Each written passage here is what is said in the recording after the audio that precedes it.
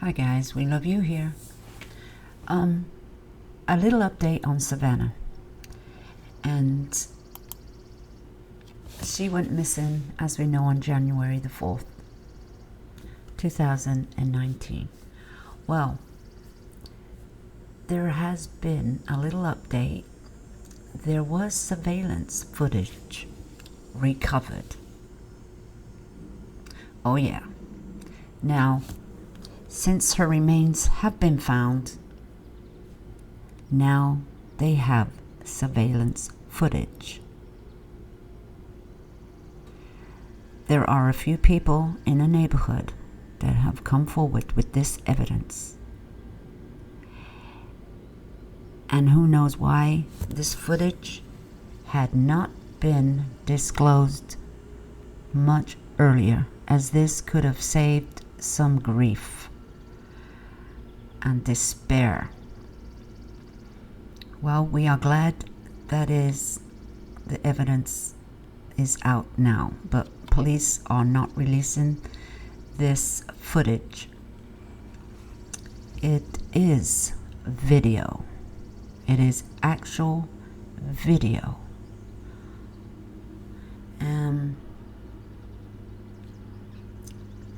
This is coming from the Daily Mail.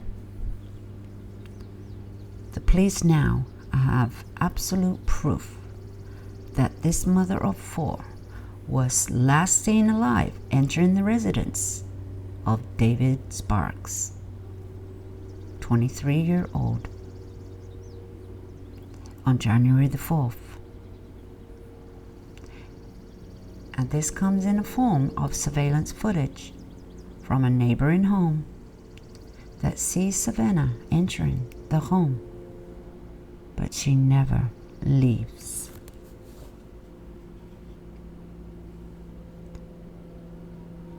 David was a suspect at the time and now has been charged with abuse of a corpse and tampering with physical evidence after Savannah's body was recovered on some property belonging to David Sparks' parents. He did appear in Garrett County District Council for a preliminary hearing regarding this case.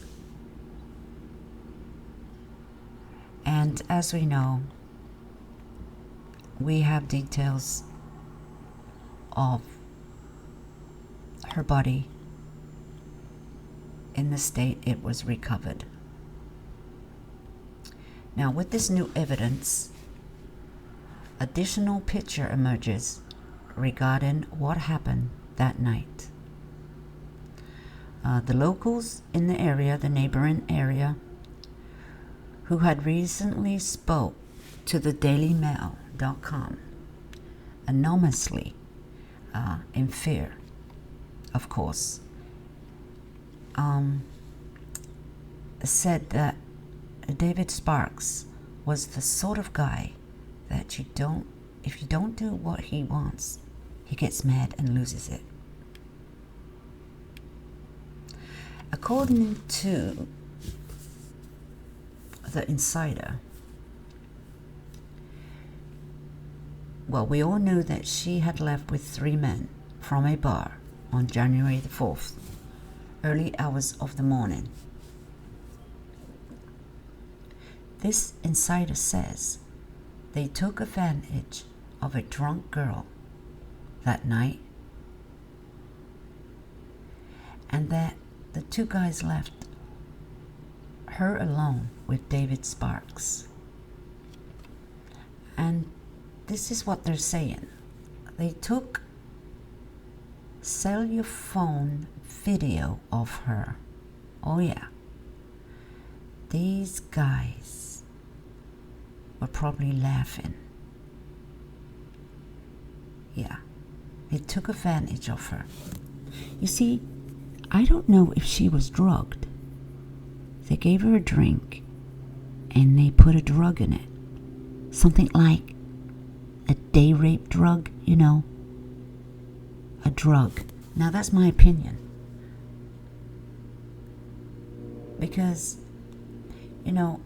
on that very morning, Savannah was talking to her mother in the vehicle on her way to David Sparks' home, which he was living in at the time, but since had moved out very fast after she went missing. Apparently alleged, but the police have the video, which they're not releasing. But these guys were showing it around at work. She was drunk, she couldn't speak, and it was like she couldn't speak English. Oh yeah, that's what they said. Now her speech was very slurred.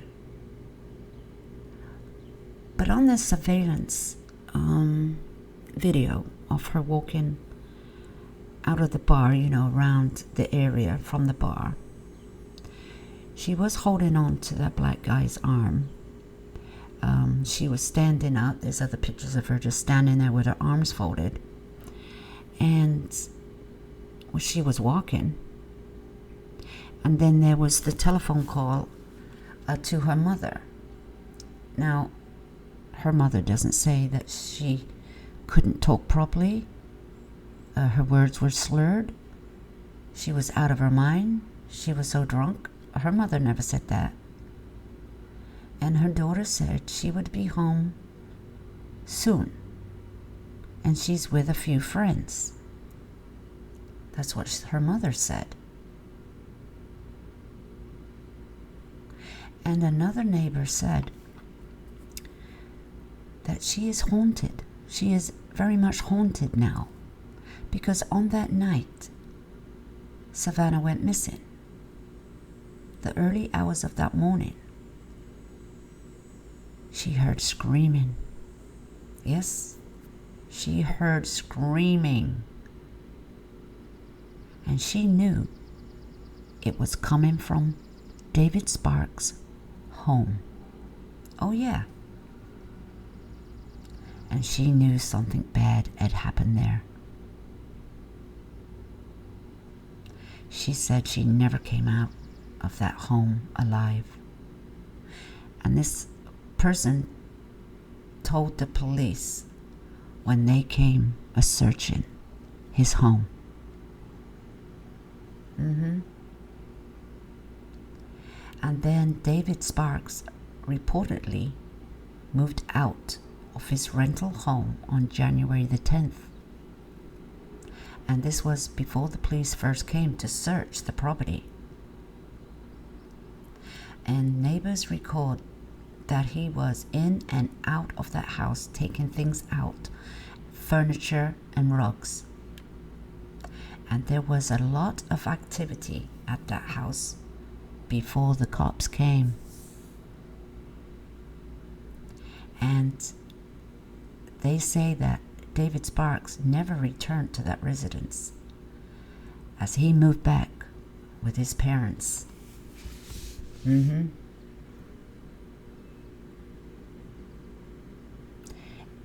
later, it was reported that David Sparks later sent his sister Sarah a text after the day Savannah was last seen alive,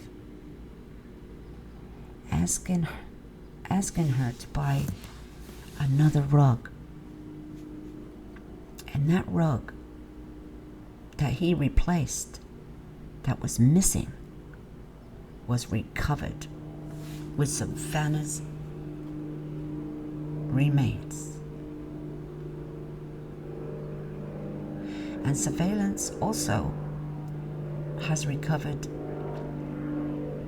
surveillance of David Sparks. He did in fact purchase a new rug that same day.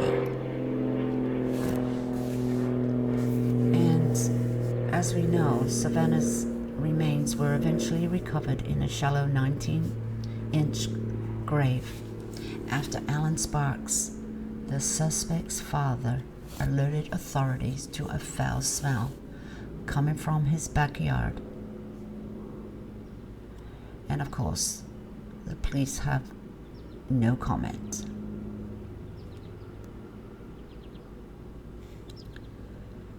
And that is the little update. But there is a few more details that I haven't found yet, but I've heard that, well, for one, her hands were bound with duct tape. She had no clothes on. They said that her hands and feet were bound. But I know for a fact, you know, with the police statements, that her feet were bound. But in my opinion, I think these guys raped her. Certainly David Sparks raped her, took advantage of her, and I think drugged her. And then took advantage of her. But it all went wrong. Or did it? Has he done this kind of thing before? Because if so, if anybody's listening to this video, needs to come forward and report anything like that happened to you. You need to come forward and tell the police your story. Savannah was murdered in a violent way, and her body discarded like trash. Now, we don't know how long that body had been in there, in his father's backyard, but I am sure that her body was later moved there.